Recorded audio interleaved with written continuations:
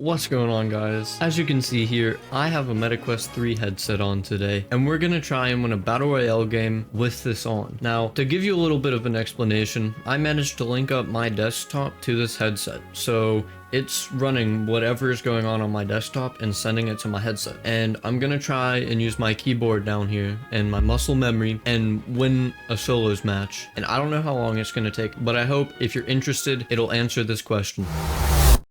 Before we get into the rest of this video, I really want to thank you guys for helping me reach 200 subscribers. I'm so glad that you guys find my content enjoyable enough to subscribe and keep coming back for more. And I hope I can provide that same sort of feeling to anybody else watching this video right now. To everybody that stuck around since the beginning, thank you for staying and watching. And to anybody that just tuned in, thank you for watching now. I hope you guys can enjoy the progress I make on YouTube and see me grow and develop as a creator. And I hope eventually that I can get paid to do something that I enjoy.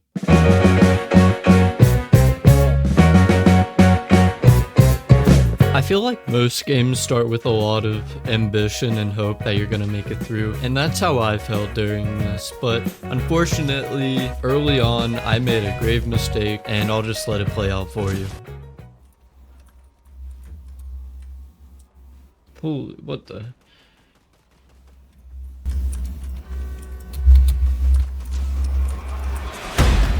Oh.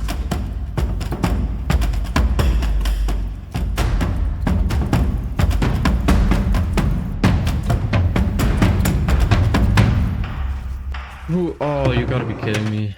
And right after that, I knew this was gonna be exactly like a challenge that I did a bit ago, where I decided not to use a reticle and try and get a win. And that took me about 7 hours. So this is gonna be hard. Also, in case you were curious, this is what the view from my headset looks like as I'm playing. Anyways, back to the video.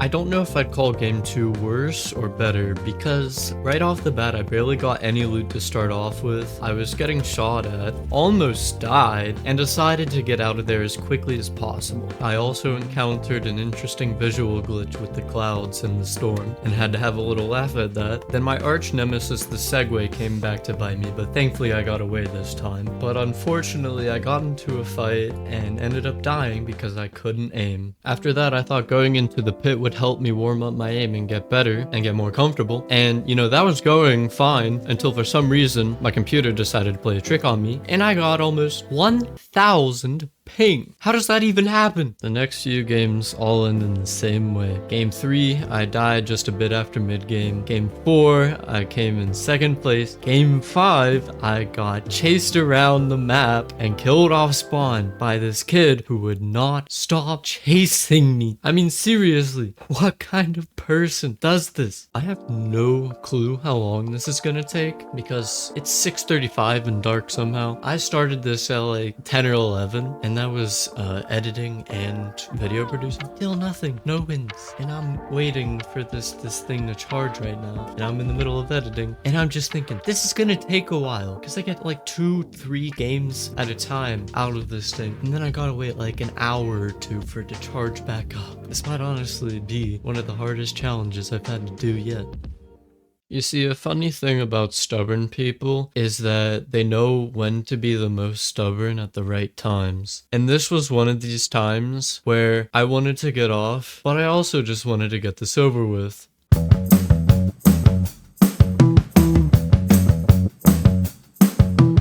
So game 6, I decided that I was going to play it very passive. So it was a lot of running and hiding after I got my loot. And while I did have a few encounters, I mostly did absolutely nothing about them. I scoped out a few bushes too, you know, just to get an idea of the scenery, but eventually I died because I ran into an active war zone while running away from another active war zone. By game 7, I thought I could channel my pre-existing rage and use that to win. Unfortunately for me, however, this did not go in my favor, because while after I was able to get 1 kill, another person creeped up behind me and decided that it was okay to miss a shot by 3 feet and still manage to hit me. After that, I'm pretty sure I set a world record time for stopping my recording. Game 8 would come to be the second shortest game I played because my mindset wasn't right after losing multiple times, and I died to a person that I could have very easily killed had it been maybe my first game where I still had the same ambition that I'm lacking now. Fortunately, I am very stubborn though, so I wasn't gonna let this game keep me from trying to get the win.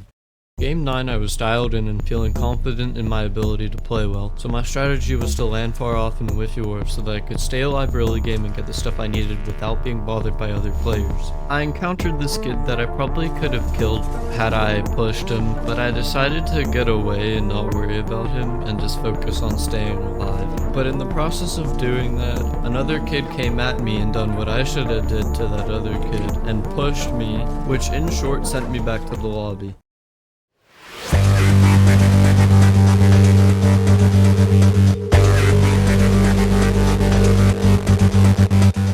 Right off the bat in Game 9, I was very determined to win. Right away, I got some guns, looked for materials, and almost died to a kid on a Segway, but managed to survive after killing a kid that gave me a medkit and allowed me to heal back up to full health. Afterwards, I quickly got contested by another kid that I killed almost immediately and had an intense battle with a little Timmy before deciding to steal his car. I then proceeded to take it to a faraway place where his insurance would never cover it.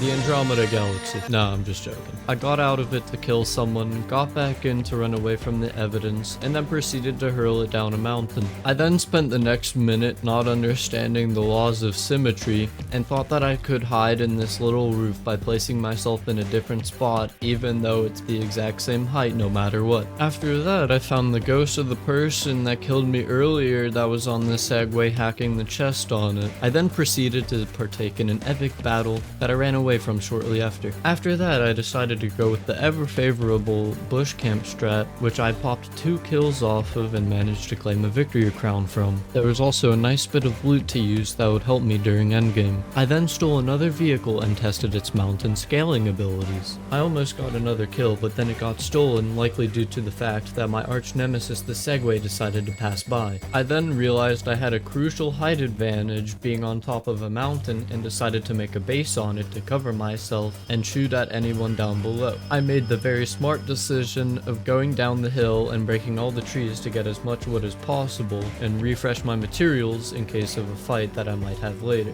Sun was closing and starting to pull to the other mountain that was just behind me, so I rushed over there to set up a new base. I took advantage of the fact that I was on height and started to pressure the people below me. I got really lucky with the zone pull, and it just so happened to come towards me, meaning I had more chances to kill people as they tried to rotate towards zone. Now it's me and 2 other people in here, and it's getting really intense because if I mess up, it could cost me the whole game. So I'm playing very strategically and being very mindful of my materials. And all of a sudden, one of the remaining players gets lost to storm, making it a 1v1 situation. And because these are the final moments of the game, I'm gonna let it play out for you.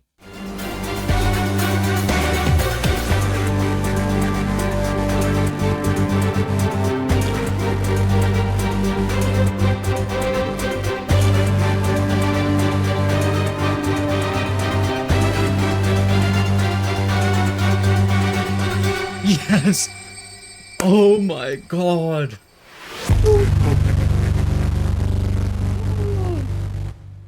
That's right. After several hours of fixing my mistakes, being given loss after loss after loss, I finally got to answer this question once and for all. You can indeed get a win on a MetaQuest 3. I want to thank you guys so much for watching. I want to thank anybody that stuck around to the end to see how it played out. And I hope that if this actually brought a sense of quality to you, that you please consider subscribing. That lets me know also that what I'm doing is worth posting for and worth uploading for and spending hours editing for. And thank you for 200 subscribers. That's such an amazing milestone, and I'm glad I finally get to make a video for it. So with all that being said, have a good day.